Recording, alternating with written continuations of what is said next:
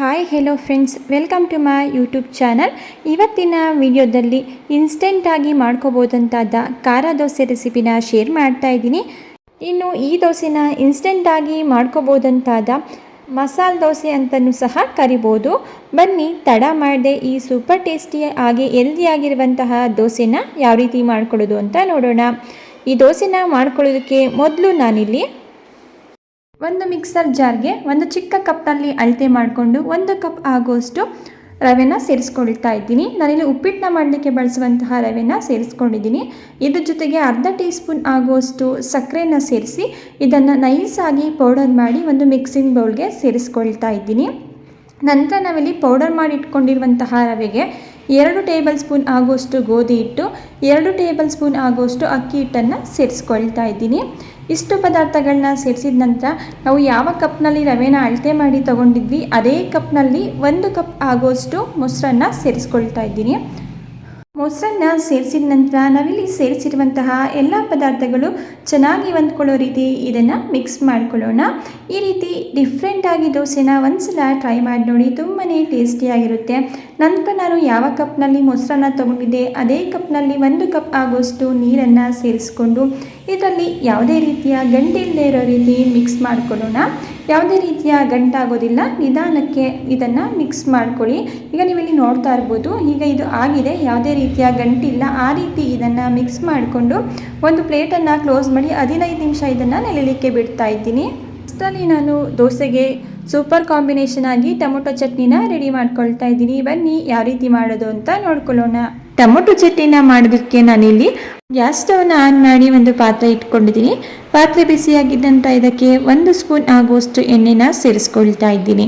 ಎಣ್ಣೆ ಬಿಸಿಯಾಗಿದ್ದ ನಂತರ ಅರ್ಧ ಟೀ ಸ್ಪೂನ್ ಆಗುವಷ್ಟು ಜೀರಿಗೆ, 2 ಟೀ ಸ್ಪೂನ್ ಆಗುವಷ್ಟು ಉದ್ದಿನಬೇಳೆ, ಹಾಗೆ ನಾನಿಲ್ಲಿ ಖಾರಕ್ಕೆ 5 ಗುಂಟೂರು ಮೆಣಸಿನ್ಕಾಯಿನ ಸೇರಿಸ್ಕೊಳ್ತಾ ಇದ್ದೀನಿ. ನೀವು ನಿಮ್ಮ ಖಾರಕ್ಕೆ ಅನುಗುಣವಾಗಿ ನೋಡಿ ಮೆಣಸಿನ್ಕಾಯಿಯನ್ನು ಸೇರಿಸ್ಕೊಳ್ಳಿ. ಇದ್ರ ಜೊತೆಗೆ 1 ಟೇಬಲ್ ಸ್ಪೂನ್ ಆಗುವಷ್ಟು ಶೇಂಗಾ ಬೀಜನ ಸೇರಿಸ್ಕೊಳ್ತಾ ಇದ್ದೀನಿ. ಇಷ್ಟು ಪದಾರ್ಥಗಳನ್ನ ಸೇರಿಸಿದ ನಂತರ ಇದನ್ನು ಮೀಡಿಯಮ್ ಫ್ಲೇಮಲ್ಲಿಟ್ಟು ನಾವಿಲ್ಲಿ ಸೇರಿಸಿರುವಂತಹ ಶೇಂಗಾ ಹಾಗೂ ಉದ್ದಿನಬೇಳೆ ಕಲರ್ ಚೇಂಜ್ ಆಗಿ ಸ್ವಲ್ಪ ಕ್ರಿಸ್ಪಿ ಆಗಬೇಕು, ಅಲ್ಲಿವರೆಗೂ ಇದನ್ನು ಮಿಕ್ಸ್ ಮಾಡ್ಕೊಳ್ತಾ ಫ್ರೈ ಮಾಡ್ಕೊಳ್ಳೋಣ. ವೆರಿ ಸಿಂಪಲ್ ಹಾಗೆ ತುಂಬಾ ಟೇಸ್ಟಿಯಾಗಿರುವಂತಹ ಚಟ್ನಿ ರೆಸಿಪಿ ಇದು. 5 ನಿಮಿಷದಲ್ಲಿ ಈ ಚಟ್ನಿ ರೆಸಿಪಿನ ಮಾಡ್ಕೋಬೋದು. ಈಗ ನೀವಿಲ್ಲಿ ನೋಡ್ತಾ ಇರಬಹುದು, ನಾವಿಲ್ಲಿ ಸೇರಿಸಿರುವಂತಹ ಶೇಂಗಾ ಹಾಗೂ ಉದ್ದಿನಬೇಳೆ ಕಲರ್ ಚೇಂಜ್ ಆಗಿದೆ. ಈಗ ಇದಕ್ಕೆ ನಾನಿಲ್ಲಿ ಸಣ್ಣದಾಗಿ ಕಟ್ ಮಾಡಿ ಇಟ್ಕೊಂಡಿರುವಂತಹ 4 ಟೊಮೆಟೊನ ಸೇರಿಸ್ಕೊಳ್ತಾ ಇದ್ದೀನಿ. ನಂತರ ಇದಕ್ಕೆ ಸ್ವಲ್ಪ ಅರಿಶಿಣದ ಪುಡಿ, ರುಚಿಗೆ ತಕ್ಕಷ್ಟು ಉಪ್ಪು, 5 ಎಸಳಷ್ಟು ಬೆಳ್ಳುಳ್ಳಿ, ಇದ್ರ ಜೊತೆಗೆ ನಾನಿಲ್ಲಿ ಸ್ವಲ್ಪ ಹುಣಸೆಹಣ್ಣು, ಇಷ್ಟು ಪದಾರ್ಥಗಳನ್ನ ಸೇರಿಸಿ ಮೀಡಿಯಂ ಫ್ಲೇಮಲ್ಲಿಟ್ಟು ಚೆನ್ನಾಗಿ ಇದನ್ನು ಫ್ರೈ ಮಾಡ್ಕೊಳ್ತಾ ಇದ್ದೀನಿ. ನಾವಿಲ್ಲಿ ಸೇರಿಸಿರುವಂತಹ ಟೊಮೊಟೊ ಕಂಪ್ಲೀಟಾಗಿ ಬೆಂದು ಸಾಫ್ಟ್ ಆಗಬೇಕು, ಅಲ್ಲಿವರೆಗೂ ಇದನ್ನು ಮಿಕ್ಸ್ ಮಾಡ್ಕೊಳ್ತಾ ಫ್ರೈ ಮಾಡ್ಕೊಳ್ಳೋಣ. ನಾನಿಲ್ಲಿ ಒಂದು ಲಿಡ್ಡನ್ನು ಕ್ಲೋಸ್ ಮಾಡಿ ಮಧ್ಯದಲ್ಲಿ ತಿರುಗಿಸ್ಕೊಂಡು ಟೊಮೊಟೊ ಕಂಪ್ಲೀಟಾಗಿ ಸಾಫ್ಟ್ ಆಗೋವರೆಗೂ ಇದನ್ನು ಬೇಯಿಸ್ಕೊಳ್ತಾ ಇದ್ದೀನಿ.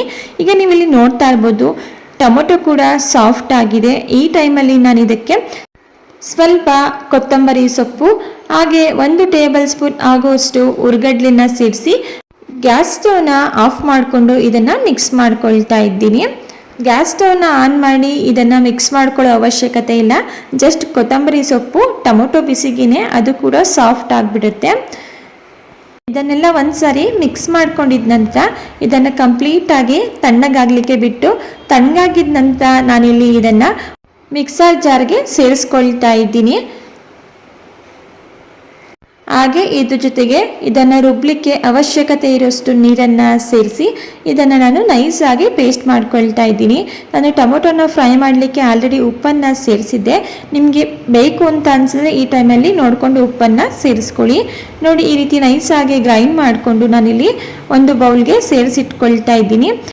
ನೆಕ್ಸ್ಟ್ ನಾನಿಲ್ಲಿ ಟೊಮೊಟೊ ಚಟ್ನಿಗೆ ಒಗ್ಗರಣೆನ ಹಾಕೊಳ್ತಾ ಇದ್ದೀನಿ. ಒಗ್ಗರಣೆ ಮಾಡಲಿಕ್ಕೆ ಗ್ಯಾಸ್ ಸ್ಟವ್ನ ಆನ್ ಮಾಡಿ ಒಂದು ಚಿಕ್ಕದಾಗಿರುವಂತಹ ಪ್ಯಾನ್ ಇಟ್ಕೊಂಡು ಪ್ಯಾನ್ ಬಿಸಿಯಾಗಿದ್ದ ನಂತರ ಅದಕ್ಕೆ 1 ಸ್ಪೂನ್ ಆಗೋಷ್ಟು ಎಣ್ಣೆನ ಸೇರಿಸ್ಕೊಳ್ತಾ ಇದ್ದೀನಿ. ಇದಕ್ಕೆ ಅರ್ಧ ಟೀ ಸ್ಪೂನ್ ಆಗೋಷ್ಟು ಉದ್ದಿನಬೇಳೆ, ಅರ್ಧ ಟೀ ಸ್ಪೂನ್ ಆಗೋಷ್ಟು ಕಡಲೆಬೇಳೆ, ಸ್ವಲ್ಪ ಸಾಸಿವೆ, ಸ್ವಲ್ಪ ಜೀರಿಗೆ, ಮುರಿದಿಟ್ಕೊಂಡಿರುವಂತಹ 2 ಒಣಮೆಣಸಿನ್ಕಾಯಿ, ಸ್ವಲ್ಪ ಕರಿಬೇವಿನ ಸೊಪ್ಪು ಹಾಗೆ ನಾನಿಲ್ಲಿ ಸ್ವಲ್ಪ ಇಂಗನ್ನು ಸೇರಿಸಿ ಒಗ್ಗರಣೆನ ರೆಡಿ ಮಾಡಿಕೊಂಡು ಚಟ್ನಿಗೆ ಸೇರಿಸ್ಕೊಳ್ತಾ ಇದ್ದೀನಿ. ವೆರಿ ಈಸಿ ಹಾಗೆ ಸಿಂಪಲ್ ಆಗಿರುವಂತಹ ಚಟ್ನಿ ರೆಸಿಪಿ ಇದು. ಒಂದ್ಸಲ ಟ್ರೈ ಮಾಡಿ ನೋಡಿ, ಪದೇ ಪದೇ ಖಂಡಿತ ಮಾಡ್ತೀರಾ. ರೆಡಿಯಾಗಿರುವಂತಹ ಒಗ್ಗರಣೆನ ಚಟ್ನಿಗೆ ಸೇರಿಸಿ ಮಿಕ್ಸ್ ಮಾಡಿಕೊಂಡೆ ಒಂದೊಳ್ಳೆ ಟೇಸ್ಟಿಯಾಗಿರುವಂತಹ ಟೊಮೊಟೊ ಚಟ್ನಿ ರೆಡಿಯಾಗಿಬಿಡುತ್ತೆ. ಈಗ ಚಟ್ನಿ ರೆಡಿ ಆಯಿತು. ಈಗ ದೋಸೆನ ಮಾಡ್ಕೊಳ್ಳೋಣ. ಈಗ ನಾನಿಲ್ಲಿ ನೆನೆಲಿಕ್ಕೆ ಇಟ್ಟಿರುವಂತಹ ದೋಸೆ ಹಿಟ್ಟು ಚೆನ್ನಾಗಿ ನೆಂದ್ಕೊಂಡಿದ್ದೆ. ನೀವಿಲ್ಲಿ ನೋಡ್ತಾ ಇರ್ಬೋದು. ಇಲ್ಲಿ ದೋಸೆ ಹಿಟ್ಟಿನ ಕನ್ಸಿಸ್ಟೆನ್ಸಿ ಕೂಡ ಪರ್ಫೆಕ್ಟ್ ಆಗಿದೆ ನೋಡಿ. ಈ ಕನ್ಸಿಸ್ಟೆನ್ಸಿಲಿ ನೀರನ್ನು ಸೇರಿಸಿ ನಾವು ದೋಸೆ ಬ್ಯಾಟರ್ನ ರೆಡಿ ಮಾಡ್ಕೋಬೇಕಾಗುತ್ತೆ. ನಂತರ ಇದಕ್ಕೆ ನಾನಿಲ್ಲಿ ರುಚಿಗೆ ತಕ್ಕಷ್ಟು ಉಪ್ಪು ಹಾಗೆ ನಾನಿಲ್ಲಿ ಸ್ವಲ್ಪ ಅಡುಗೆ ಸೋಡಾನ ಸೇರಿಸಿ ಮಿಕ್ಸ್ ಮಾಡ್ಕೊಳ್ತಾ ಇದ್ದೀನಿ. ಉಪ್ಪು ಹಾಗೂ ಅಡುಗೆ ಸೋಡಾ ಚೆನ್ನಾಗಿ ದೋಸೆ ಹಿಟ್ಟಿನ ಜೊತೆ ಚೆನ್ನಾಗಿ ಹೊಂದ್ಕೊಳ್ಳೋ ರೀತಿ ಇದನ್ನು ಮಿಕ್ಸ್ ಮಾಡ್ಕೋಬೇಕಾಗುತ್ತೆ. ಈಗ ದೋಸೆನ ಮಾಡಲಿಕ್ಕೆ ದೋಸೆ ಹಿಟ್ಟು ರೆಡಿ ಆಯಿತು. ಈ ಕಡೆ ನಾನು ಗ್ಯಾಸ್ ಸ್ಟವ್ನ ಆನ್ ಮಾಡಿ ತವಾನು ಸಹ ಬಿಸಿಯಾಗಲಿಕ್ಕೆ ಇಟ್ಟಿದ್ದೆ. ತವಾ ಈಗ ಬಿಸಿಯಾಗಿದೆ. ತವಾನ ನಾನಿಲ್ಲಿ ಎಣ್ಣೆ ಹಾಕಿ ಸ್ವಲ್ಪ ಟಿಶ್ಯೂ ಪೇಪರಿಂದ ಕ್ಲೀನ್ ಮಾಡಿಕೊಂಡು ನಂತರ ನಾನು ದೋಸೆನ ಹಾಕ್ಕೊಳ್ತಾ ಇದ್ದೀನಿ. ನೋಡಿ, ನೀವು ಈ ದೋಸೆನ ಎಷ್ಟು ತೆಳುವಾಗಿ ಬೇಕಾದರೂ ಹಾಕೋಬೋದು. ಇದು ಕೀಳೋದಿಲ್ಲ, ಅಷ್ಟು ಸೂಪರಾಗಿ ಬರುತ್ತೆ ನೋಡಿ. ಈಗ ನಾನಿಲ್ಲಿ ದೋಸೆನ ಹಾಕ್ಕೊಂಡಿದ್ದೀನಿ. ಮೊದಲು ನಾನಿಲ್ಲಿ ಪ್ಲೈನ್ ದೋಸೆನ ಮಾಡಿ ತೋರಿಸ್ತಾ ಇದ್ದೀನಿ.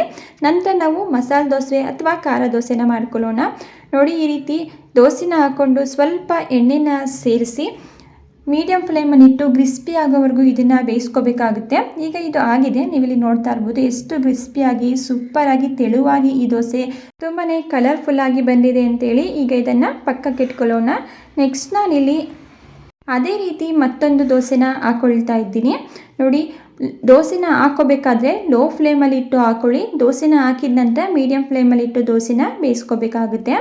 ಈಗ ದೋಸೆನ ಹಾಕಿದ ನಂತರ ನಾನಿಲ್ಲಿ ಇದಕ್ಕೆ 1 ಟೀ ಸ್ಪೂನ್ ಆಗೋಷ್ಟು ರೆಡ್ ಚಿಲ್ಲಿ ಸಾಸ್ನ ಸೇರಿಸ್ಕೊಳ್ತಾ ಇದ್ದೀನಿ. ನಂತರ ಇದಕ್ಕೆ 1/4 ಟೀ ಸ್ಪೂನ್ ಆಗೋಷ್ಟು ಸಾಂಬಾರ್ ಪೌಡರ್, 1/4 ಟೀ ಸ್ಪೂನ್ ಆಗೋಷ್ಟು ಗರಂ ಮಸಾಲ ಪೌಡರ್, ಇಷ್ಟು ಪದಾರ್ಥಗಳನ್ನ ಸೇರಿಸಿ ಮಿಕ್ಸ್ ಮಾಡಿಕೊಂಡು ನಾನಿಲ್ಲಿ ದೋಸೆಗೆ ಅಪ್ಲೈ ಮಾಡ್ಕೊಳ್ತಾ ಇದ್ದೀನಿ. ನೀವು ಎಲ್ಲ ರೀತಿ ದೋಸೆಗಳನ್ನ ತಿಂದಿರ್ತೀರಾ, ಆದರೆ ಒಂದ್ಸಲ ನೀವು ಈ ವಿಧಾನದಲ್ಲಿ ಈ ದೋಸೆನ ಮಾಡಿ ನೋಡಿ. ನಂತರ ಇದಕ್ಕೆ ಸಣ್ಣದಾಗಿ ಕಟ್ ಮಾಡಿ ಇಟ್ಕೊಂಡಿರುವಂತಹ ಕ್ಯಾರೆಟ್ ತುರಿ, ಸಣ್ಣದಾಗಿ ಕಟ್ ಮಾಡಿ ಇಟ್ಕೊಂಡಿರುವಂತಹ ಈರುಳ್ಳಿ, ಸಣ್ಣದಾಗಿ ಕಟ್ ಮಾಡಿ ಇಟ್ಕೊಂಡಿರುವಂತಹ ಸ್ವಲ್ಪ ಕೊತ್ತಂಬರಿ ಸೊಪ್ಪನ್ನು ಸೇರಿಸಿ ಇದಕ್ಕೆ ನಾನಿಲ್ಲಿ ಸ್ವಲ್ಪ ಎಣ್ಣೆನ ಸೇರಿಸ್ಕೊಂಡು ಮೀಡಿಯಂ ಫ್ಲೇಮಲ್ಲಿ ಇಟ್ಟು ಕ್ರಿಸ್ಪಿ ಆಗೋವರೆಗೂ ಇದನ್ನು ಬೇಯಿಸ್ಕೊಳ್ತಾ ಇದ್ದೀನಿ. ಈಗ ಇದು ಆಗಿದೆ.